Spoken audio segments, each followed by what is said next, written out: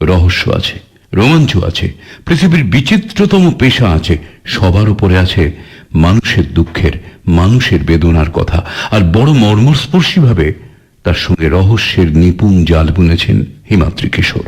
দিয়েছেন এক অজানা জগৎ সম্পর্কে বিস্তর, না জ্ঞান নয়, ইনফরমেশন।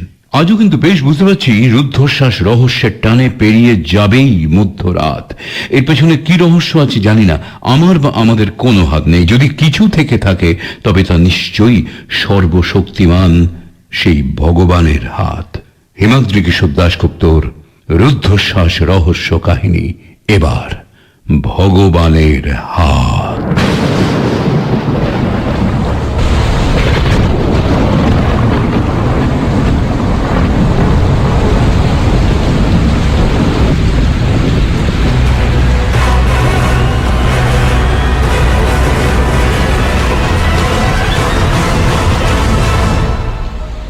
নার্সিংহোমের ছোট্ট কেবিনে সন্ধ্যাবেলা শুয়েছিল সুস্নাত।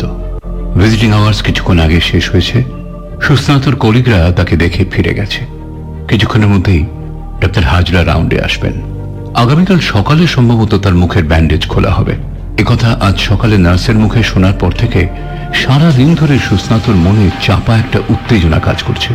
চোখ আর ঠোঁট বাদে সুস্নাতর সারা মুখ আর মাথা সাদা কাপড়ের ব্যান্ডেজে মোড়া। প্রথমত বেসিনের সামনে হাত ধুতে গিয়ে সামনের আয়নায় নিজের প্রতিচ্ছবি দেখে চমকে উঠেছিল সুস্নাত। মুখ তো নয়, ঠিক যেন মমির মাথা। তারপর থেকে আয়নার দিকে সে আর তাকাতে সাহস করে না। কিন্তু কালই তো তাহলে আসল ব্যাপারটা ঘটবে। নার্সের কথা ঠিক হলে কাল তাকে তাকাতেই হবে আয়নার দিকে, এবং সেটাও ব্যান্ডেজ খোলা অবস্থায়। একটাই চিন্তা ঘুরপাক খাচ্ছে, ব্যান্ডেজ খোলার পর কি দেখবে সে? তার সেই চেনা মুখ নাকি অন্য কিছু? নিজেকে চিনতে পারবে তো? তার কলিগরা অবশ্য তাকে আশ্বস্ত করে গেছে এমন কিছু ঘটবে না বলে। ডাক্তার হাজরা কলকাতা শহরের অন্যতম বড় সার্জন। বিশেষত প্লাস্টিক সার্জারিতে তার সমকক্ষ এখানে আর কেউ নেই বললেই চলে। তিনি নিজে যখন অপারেট করেছেন তখন নাকি চিন্তার কিছু নেই। বহু অ্যাক্সিডেন্ট কেসে তিনি মুখ পুরোপুরি আগের চেহারায় ফিরিয়ে দিয়েছেন একেবারে নিখুঁতভাবে। লোকে বলে তার দুটো হাত নাকি ভগবানের হাত। কিন্তু কলিগরা যাই বলে যাক, উৎকণ্ঠা কিছুতেই কাটছে না। ব্যান্ডেজ খুললে কি দেখবে সে? এই চিন্তা করতে করতেই হঠাৎ তার মনে পড়ে গেল সেই বীভৎস মুখটার কথা। ভয়ে আতঙ্কিত হয়ে উঠল এই ভেবে তার মুখটাও ওই রকম হয়ে যাবে না তো। শিউরে উঠল সুস্নাত, প্রাণপণে ভোলার চেষ্টা করতে লাগলো সেই মুখটাকে।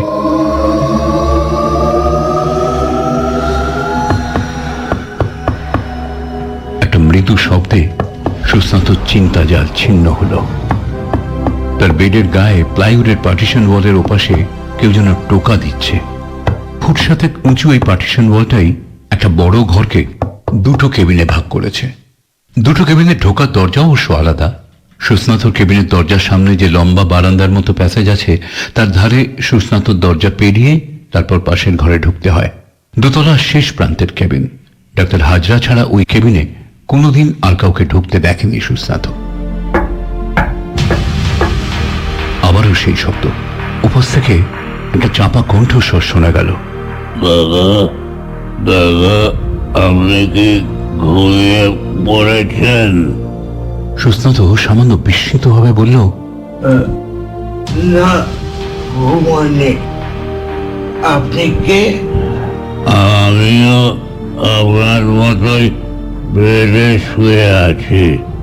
আসলে কথা বলার কোনো লোক নেই তো, তাই ভাবলাম যদি আপনার সঙ্গে একটু কথা বলা যায়। আপনি বিরক্ত হলেন না তো? না না, বিরক্ত হব কেন? ভিজিটিং আওয়ার্স শেষ হয়ে গেলে সন্ধেবেলা এ সময় আমারও বেশ ফাঁকা ফাঁকা লাগে। সে তো একে চুপচাপ থাকা। কথা বললে আমার ভালোই লাগবে। যাক, বাঁচলাম। একদম হাঁপিয়ে উঠেছি কথা না বলে বলে। আপনার তো অ্যাক্সিডেন্ট কেস, তাই না? কিভাবে জানলেন?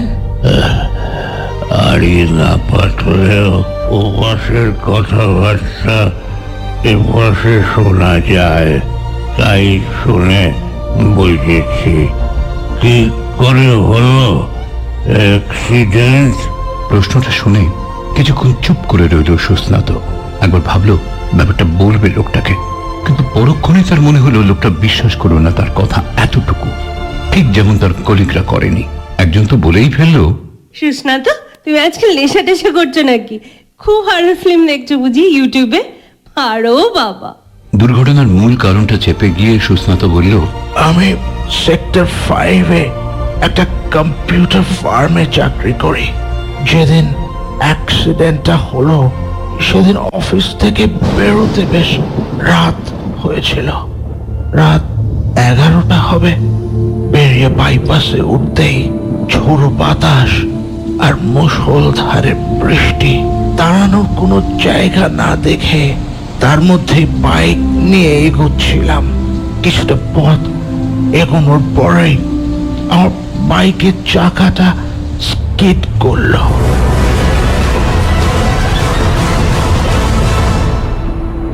ডিভাইডারে ধাক্কা মেরে ছিটকে পড়লাম রাস্তায়।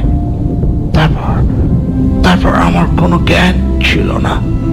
পরে শুনলাম স্থানীয় লোকেরা আমাকে রাস্তায় পড়ে থাকতে দেখে রাত 1টা নাগাদ এই নার্সিং হোমে দিয়ে যায়। নার্সিং হোমের লোকেরা আমার মোবাইলের কল লিস্ট দেখে আমার কলিগদের যোগাযোগ করে। আপনার কোথায় লেগেছে দাদা? মুখে ডিভাইডারে ধাক্কা মারার সময় হেলমেটটা কোনোভাবে ভেঙে গিয়েছিল। যখন আমাকে এখানে আনা হয় তখন নাকি নার্সিং হোমের লোকেরাও আমার মুখ দেখে ঘাবড়ে গিয়েছিল। তবে অন্য কোনো নার্সিং হোমে না গিয়ে সে লোকগুলো যে ঘটনাচক্রে আমাকে এখানে এনেছিল এ ব্যাপারে আমি ভাগ্যবান। ডাক্তার হাজরার মতো সার্জনকে আমি পেলাম। লোকে নাকি ওর হাতকে বলে ভগবানের হাত। অ্যাক্সিডেন্ট বা বার্নিং কেসে মুখের চেহারা আবার আগের অবস্থায় ফেরাতে সকালে নাকি ওরই শরণাপন্ন হন। আমার ডান কানটাই শুনেছি সবচেয়ে বেশি ড্যামেজ হয়েছে। দুবার অপারেট করতে হয়েছে তো। তা আপনার কি কেস? আমার মতো অ্যাক্সিডেন্ট? আমার লোকটা জবাব দিতে যাচ্ছিল মনে হয়, তার আগেই করিডোরে ডাক্তার হাজরার গলা শোনা গেল। হ্যাঁ হ্যাঁ, কাল সকাল 10টায় আসবেন। আরে হ্যাঁ হ্যাঁ, 10টা। ওহো, আরে বললাম তো 10টা। গেটম্যানকে বলা আছে, জাস্ট আমার নাম বলবেন, ঢুকতে দেবে। ওকে? ডাক্তার হাজরার গলার শব্দ পেয়ে পাশের কেবিনের লোকটা চুপ করে গেল। তারপরেই সুস্নাতর কেবিনে ঢুকলেন ডাক্তার হাজরা। মধ্য 50-এর ডাক্তার হাজরা বেশ সুপুরুষ, ফর্সা, লম্বা, মেদহীন দেহ, টিকুলো নাকের উপরে বসানো সোনার বাইফোকালের আড়ালে ঝকঝকে সপ্রতিভ চোখ, ঠোঁটের কোণে আবছা হাসির রেশ। সুস্নাত তাকে দেখে বিছানায় উঠে বসতেই তিনি হেসে বললেন, কাল সকালে কিন্তু আপনার ব্যান্ডেজ খুলবো। আমার মুখটা ঠিক আগের মতো থাকবে তো ডাক্তারবাবু? তার প্রশ্নের জবাবে ডাক্তার হাজরা 2 হাতের পাতা সুস্নাতর সামনে মেলে ধরলেন। এই যে হাত দুটো দেখছেন, আমার এই হাতের ওপর আপনি বিশ্বাস রাখতে পারেন। ডাক্তারি লাইনের সতীর্থরা অনেকে আমাকে হ্যারল্ড গিলিস বলে ডাকেন। হ্যারল্ড গিলিস কে? তাকেই বলা যেতে পারে ফেসিয়াল প্লাস্টিক সার্জারির জনক। তিনি প্রথম 1917 সালে এক ব্রিটিশ সৈনিকের প্লাস্টিক সার্জারি করেন, ওয়াল্টার ইওর ক্ষতবিক্ষত কপালে তিনি টিউব ফ্ল্যাপ মানে ওই নলের মতো দেখতে চামড়ার পট্টি বসিয়ে তার আগেকার মুখ হুবহু ফিরিয়ে দিয়েছিলেন। তবে তার চেয়ে অনেক বড় কাজ আমি এবার আপনার ক্ষেত্রে করলাম। তিনি করেছিলেন অটোগ্রাফট, আর আমি করলাম অ্যালোগ্রাফট।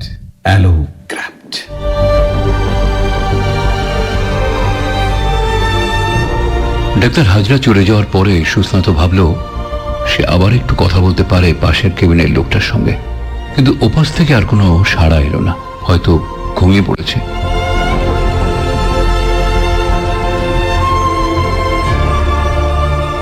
পরদিন ঠিক বেলা 10টায় সুস্নাতর কেবিনে ঢুকলেন ডাক্তার হাজরা, সঙ্গে নার্স, নার্সিংহোমের একজন কর্মচারী, আরো কয়েকজন অপরিচিত লোক। তাদের সঙ্গে ক্যামেরা, হাতে নোট বই। সেই লোকগুলোকে দেখিয়ে ডাক্তার হাজরা বললেন, দেখুন কারা এসেছেন, এরা সব রিপোর্টার, আজকের ঘটনার সাক্ষী হতে এসেছেন। মিনিট খানেকের মধ্যেই ডাক্তার হাজরার নির্দেশে নার্স ব্যান্ডেজ খুলতে শুরু করলো।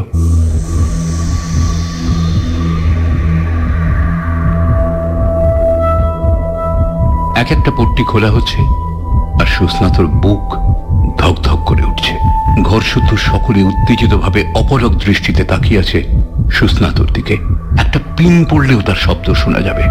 একসময় ব্যান্ডেজের শেষ পরতটাও খসিয়ে ফেলা হলো সুস্নাতর মুখ থেকে। কারোর মুখে কোনো কথা নেই। সুস্নাত তাকালো ডাক্তার হাজরার মুখের দিকে। গম্ভীরভাবে তিনি পর্যবেক্ষণ করছেন সুস্নাতর মুখ।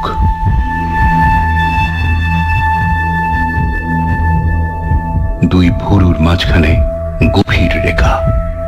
ধীরে ধীরে আবছা একটা হাসির রেখা ফুটে উঠল ডাক্তার হাজরার মুখে। সিস্টার, ওকে এবার আয়নাটা দিন। কাঁপা কাঁপা হাতে আয়নাটা নিয়ে সুস্নাত সেটা মুখের সামনে ধরে ভয়ে ভয়ে আয়নার দিকে তাকালো। অনেকদিন পর সে দেখল নিজের মুখ আয়নায়। কপালে, নাকের পাশে সার্জারির কয়েকটা স্পষ্ট দাগ থাকলেও না, তার মুখ প্রায় একই রকম, আগের মতোই আছে। ওই যে দাগগুলো দেখছেন, ওগুলো নিয়ে ভাববেন না। অয়েন্টমেন্ট লাগালে কয়েক মাসের মধ্যেই ওই দাগগুলো একদম ওয়াইপড আউট হয়ে যাবে। এতক্ষণ পর হাসি ফুটল সুস্নাতর মুখে। আয়নাটা নার্সের হাতে ফেরত দিতে যাচ্ছিল, কিন্তু ডাক্তার হাজরা থামিয়ে দিলেন। আরে আসল ব্যাপারটাই তো খেয়াল করেননি আপনি। আপনার ডান কানটা দেখুন। তার কথা শুনে সুস্নাত আয়নাটা আবার তুলে ধরে তাকালো ডান কানের দিকে।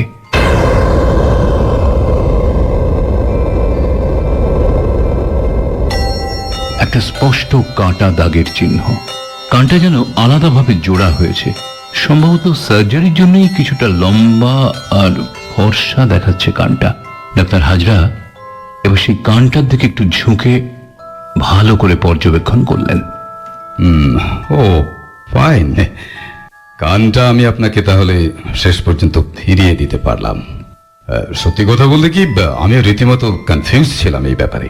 পকেট থেকে একটা পোস্টকার্ড সাইজের ছবি বের করে সুস্নাতর দিকে এগিয়ে দিলেন ডাক্তার হাজরা। আপনি অ্যাক্সিডেন্টের দিন নার্সিংহোমে আসার পর আপনার মুখে ডান পাশের এই ছবিটা তোলা হয়েছিল। এবার এটা দেখলে আপনি আর আমার রিপোর্টার বন্ধুরা বুঝবেন কি অসাধ্য সাধন করেছি আমি।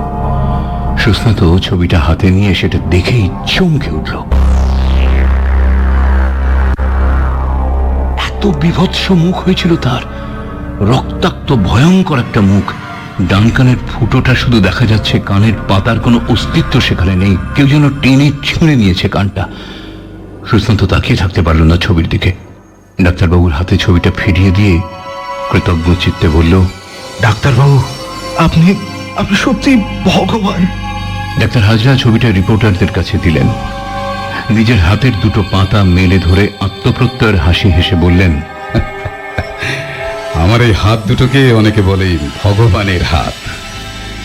সত্যি বলতে কি, এখন নিজেও বিশ্বাস করি কথাটা। এরকম বিভৎস চেহারা ছিল, ভাবাই যায় না। ওই চেহারা থেকে এরকম চেহারা, না, না, না, না। ছবিটার পর সাংবাদিকদের হাতে হাতে ঘুরতে লাগলো।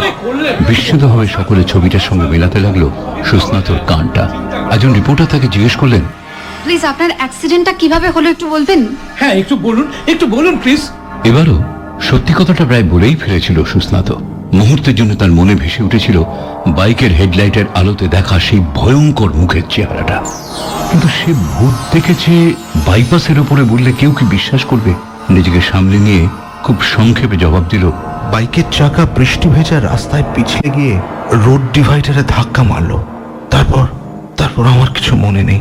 রিপোর্টাররা বেশ কয়েকটা ছবি তুলল সুস্নাতর কানের। একটু বাদিকে ঘুরুন প্লিজ। হ্যাঁ, ডান কানের ছবিটা একটু ভালো করে তুলবো। হ্যাঁ হ্যাঁ হ্যাঁ, রাইট, ঠিক ওই পজিশন দাঁড়ান। কারেক্ট। ফ্ল্যাশ বাল্বের আলোয় ঝিলিক দিয়ে উঠল ডাক্তার হাজরার মুখের হাসিও।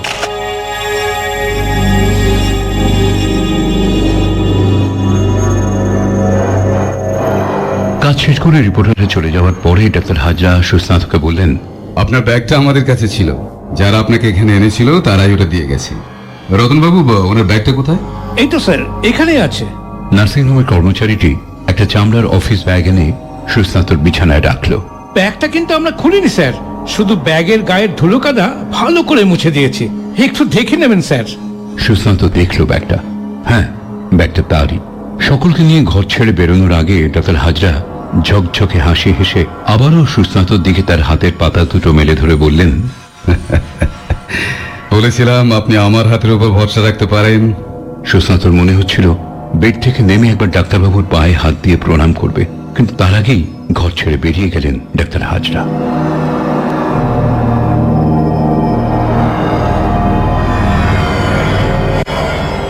মনটা বেশ হালকা লাগছে সুস্নাতর।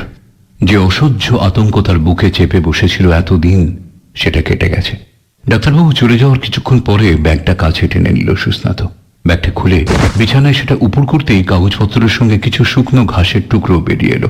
কাগজগুলো ঘাঁটতে ঘাঁটতে হঠাৎই একটা জিনিস হাতে উঠে এলো সুস্নাতর। পুরনো একটা ফটোগ্রাফ, 25-26 বছরের এক অপরিচিত যুবকের ছবি। বাহ, কি সুন্দর মুখ, ঠিক যেন কোনো সিনেমার নায়ক। কিন্তু এটা কার ছবি? আমার ব্যাগে এলো কিভাবে? কিছুতেই মনে করতে পারছি না তো। মাথায় চোট লেগে আমার স্মৃতিশক্তি লোপ পায়নি তো? ছবিটা নিশ্চয়ই পরিচিত কারোরই হবে, হয়তো আমাকে দিয়েছিল, নাহলে এটা আমার ব্যাগে এলো কিভাবে? দাদা, দাদা কি ঘুমিয়ে পড়েছেন?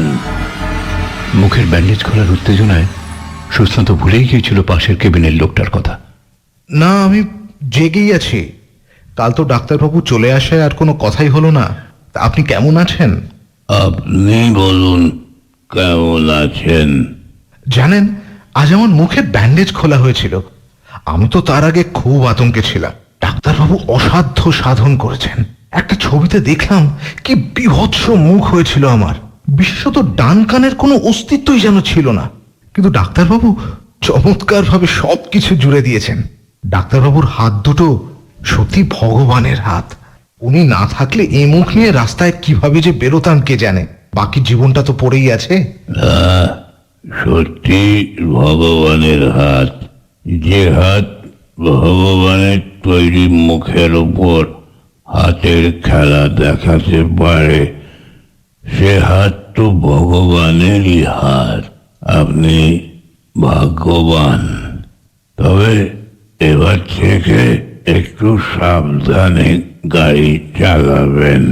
না না, আমি তো সাবধানেই সেদিন গাড়ি চালাচ্ছিলাম।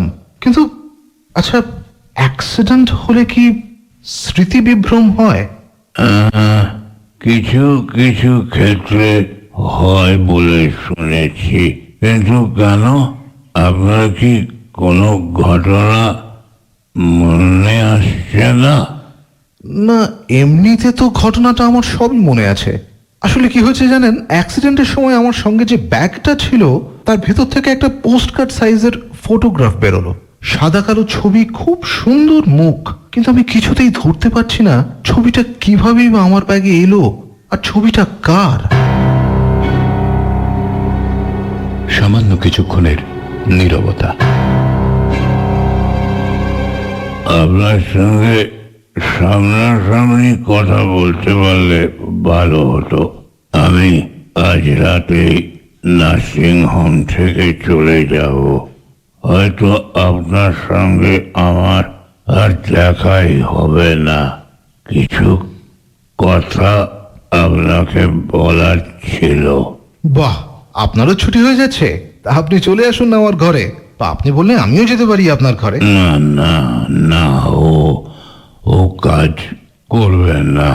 এখানে পেশেন্টদের অন্য ঘরে যাওয়ার নিয়ম নেই।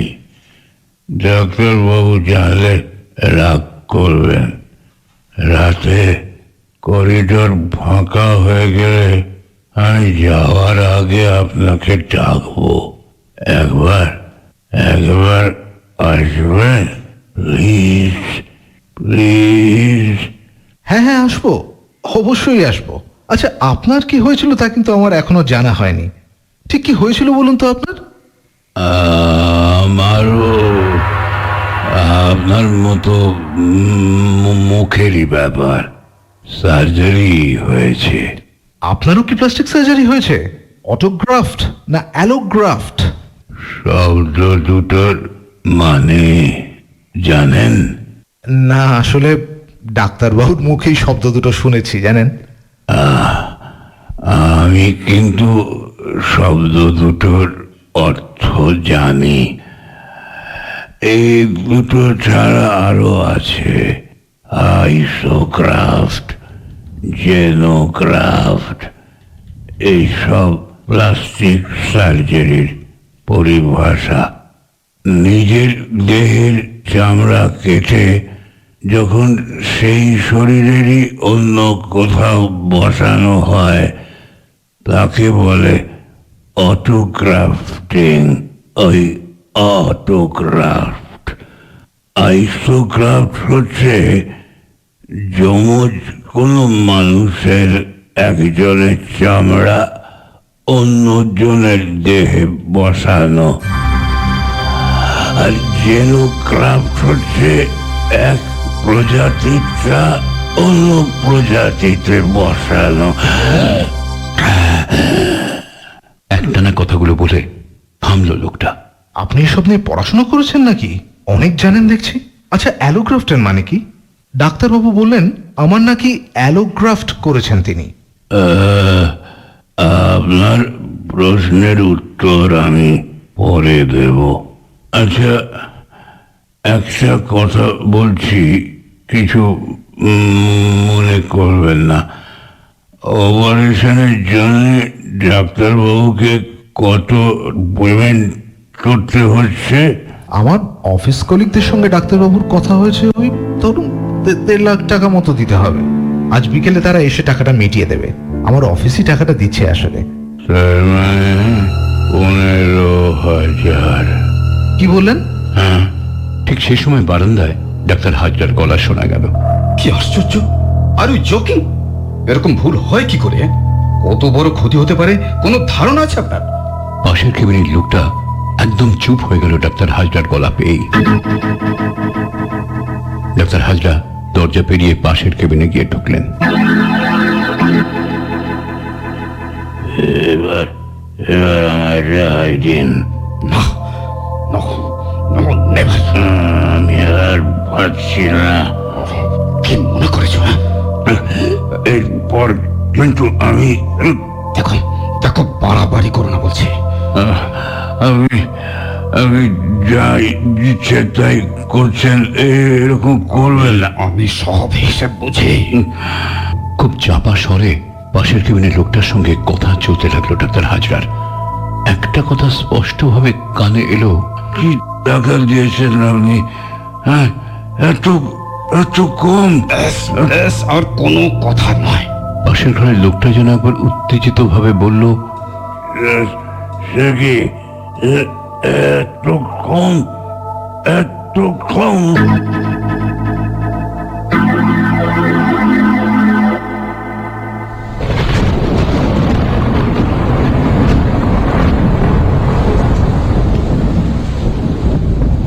সারাদিন লোকটার আর কোনো সাড়া শব্দ পায়নি সুস্নাত।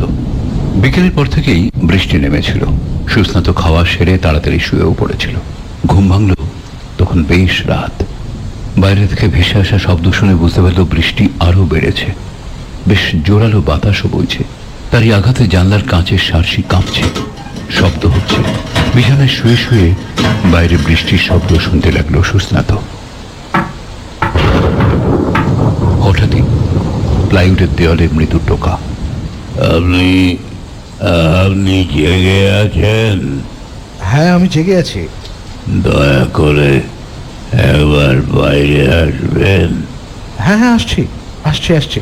আমার আর একটা অনুরোধ, দয়া করে আপনার ব্যাগের ওই অচেনা লোকটার ফটোটা সঙ্গে আনবেন। কারণটা বাইরে আসুন, আমি বলছি। সুস্নাত বেশ অবাক হলো লোকটার কথা শুনে। এই ছবিটার সঙ্গে পাশের কেবিনের লোকটার কি সম্পর্ক? ঠিক আছে, আমি নিয়ে আসছি।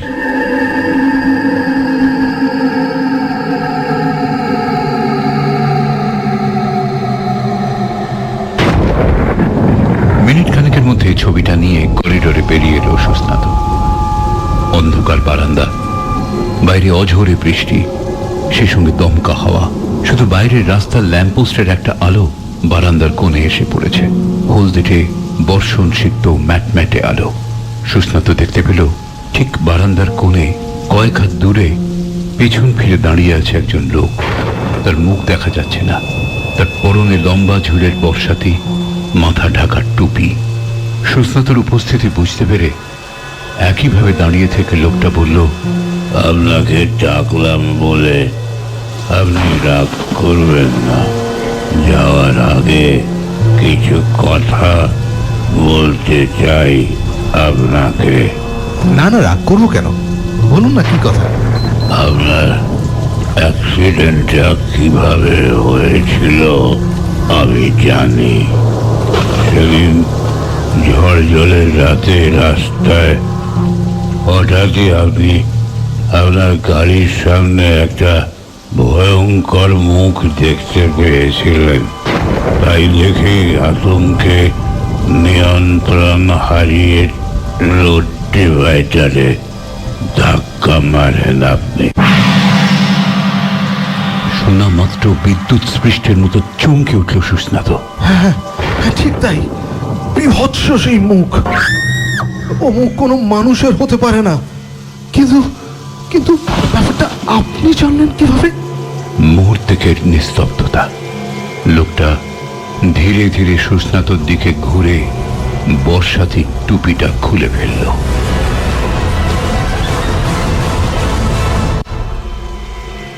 বাইরের ল্যাম্পপোস্টের ম্যাটম্যাটে আলো এসে পড়েছে লোকটার মুখে। সুস্নাত দেখতে পেল তার সামনে দাঁড়িয়ে আছে সেদিনের রাস্তায় দেখা বিভৎস সেই মূর্তি। লোকটার মুখে কোনো নাক নেই। ঠোঁটহীন মুখের বাইরে বেরিয়ে এসেছে দুসারি দাঁতের পাটি। পলকহীন চোখ, সারা মুখে ছড়িয়ে আছে অজস্র কাটাকুটির দাগ। এরকম মুখ কোনো মানুষের হতে পারে না। আর একটু হলেই সুস্নাত জ্ঞান হারিয়ে মাটিতে পড়ে যাচ্ছিল। কোনো মতে দেয়াল ধরে সামলে নিল নিজেকে। তার অবস্থা থেকে লোকটা করুণ স্বরে বলে উঠল, দোহাই দোহাই আপনার, আপনি ভয় পাবেন না, আপনি ভয় পাবেন না। বিশ্বাস করুন, আমিও মানুষ, আমিও মানুষ। আর মুখে যা দেখছেন এই সবই সার্জারির চিহ্ন। অসংখ্য সার্জারি। যে ভগবানের হাত আপনার মুখ ফিরিয়েছে ঠিক আগের মতো করে, এসবই তার হাতের দাগ। সেই একই হাত, ভগবানের হাত। তার মানে? ডাক্তার হাজরা প্লাস্টিক সার্জারির অনেক জটিল পরীক্ষা করেন আমার এই মুখ নিয়ে। আপনার মতো অনেকের মুখ আবার হুবহু ফিরিয়ে দিতে আমার এই মুখ কাজে লাগে তাঁর। আমি গরিব মানুষ, পরিবার আছে, ছেলে পুলে আছে। এর বিনিময়ে যে পয়সা পাই তাতেই সংসার চলে। এবার যেমন পেলাম 12,000 টাকা, কম ছিল। 15,000 পাওয়া ছিল, কেন কম দিল জানি না। যা, 3-4 মাস সংসার চলে যাবে, তারপর আবার আচ্ছা, কিছু যদি মনে না করেন, ওই ছবিটা আমায় দেবেন। ওটা আমারই ছবি, আমার ছবি। সেদিন রাস্তায় ওই জায়গায় জানি না কিভাবে পড়ে গিয়েছিল, লোকেরা আপনার ছবি ভেবে ব্যাগে পুরে দিয়েছে। জানেন দাদা, আপনারা তো মুখের সামনে আয়না ধরে আয়নাতে মুখ দেখেন, আমি আয়না দেখতে পারি না। আমি দেখি ওই ছবিটা, আমার আগের চেহারাটা, ওটাই আমার আয়না, ওটাই আমার আয়না। নির্বাক সুস্নাত ছবিটা এগিয়ে দিল তার হাতে। ছবিটার উপর পরম মমতায় হাত বুলাতে লাগলো লোকটা। আমার খুব কষ্ট, যাবেন। নিজের ছেলে মেয়েরা পর্যন্ত তাকাতে পারে না আমার মুখের দিকে। দিনের আলোতে বাইরে বেরোলে লোকে ঢিল চড়ে, তাই রাত ছাড়া আমি বাইরে বেরোতে পারি না। কেউ বলে আমি নাকি মানুষ নই, আমি বিশ্বাস, কিন্তু বিশ্বাস করুন, আমি মানুষ, আমি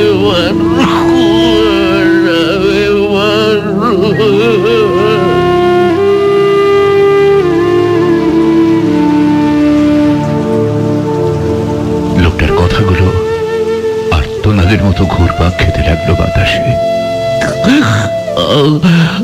আমার জন্য আপনার অ্যাক্সিডেন্ট হলো দাদা। পারলে হতভাগ্য লোকটাকে ক্ষমা করবেন, ক্ষমা করবেন। যাওয়ার আগে আপনাকে লোকরা কথাটার অর্থটা বলে যাই। যখন একজন মানুষের দেহ থেকে কিছু নিয়ে সম্পর্কহীন ভিন্ন কোনো মানুষের দেহে তা বসানো হয়, তখন তাকে বলে অ্যালোগ্রাম। ডাক্তারবাবু, ডাক্তার হাজরা আরো একটা অসাধ্য সাধন করলেন। সত্যি ওনার হাত ভগবানের হাত, ভগবানের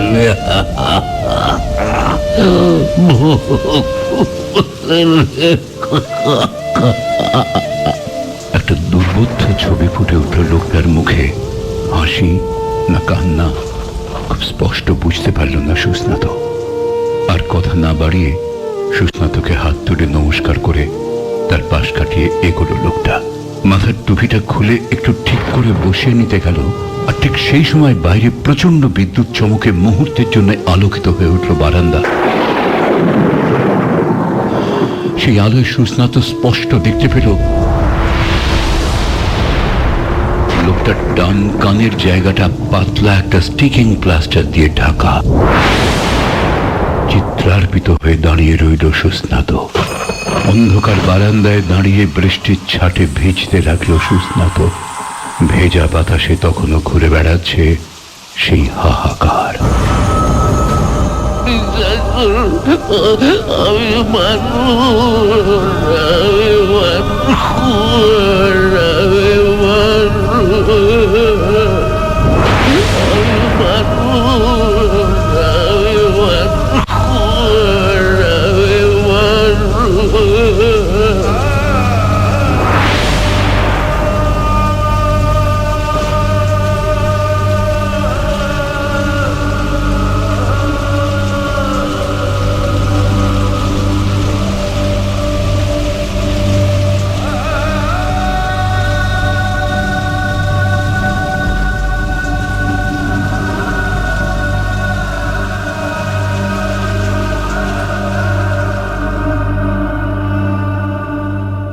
এই গল্পটা যে শেষ পর্যন্ত পড়ে শেষ করে উঠতে পারবো তাই বিশ্বাস হচ্ছিল না। যাক, উতরে গেছি কোনো এক রকমে। জানি না কেমন লাগলো তোমাদের, আমার কিন্তু সত্যি বলছি পড়তে পড়তে সব ঝাপসা, একটা লাইন কেন একটা শব্দও আর এগোতে পারছিলাম না। সেই সময় অদ্ভুতভাবে তোমাদের মুখগুলো মনে পড়লো। হয়ে গেল। এবারে বলি আজকের দুটো গল্পের রূপকার কারা কারা। প্রথম গল্প দোলন কুমারে বলাইবাবু রবীন সেনগুপ্ত, বেদে সর্দার প্রসেনজিৎ ঘোষ, গ্রামবাসী সুদীপ বসু আর বিশ্বনাথ আচার্য, শীতলবাবু বিভাস চক্রবর্তী। নিঃসন্দেহে তার অভিনয় এই চরিত্র আর গল্পটাতেও বাড়তি মর্যাদা আরোপ করেছেন বিভাসদা। আর রোজকার মতো গল্প পড়ার পাশাপাশি ওই দোলন কুমারও আমি, সতীনাথ। তারপর ভগবানের হাত, সুস্নাত সুদীপ বন্দ্যোপাধ্যায়, ডাক্তার হাজরা বিমল কোনার, নার্সিংহোমের কর্মচারী রবীন সেনগুপ্ত, সাংবাদিক পর্ণা বন্দ্যোপাধ্যায়, আর গল্প শোনানোর ফাঁকে ওই ওই ওই সেই আবে বাউল লোকটা আমি, সতীনাথ।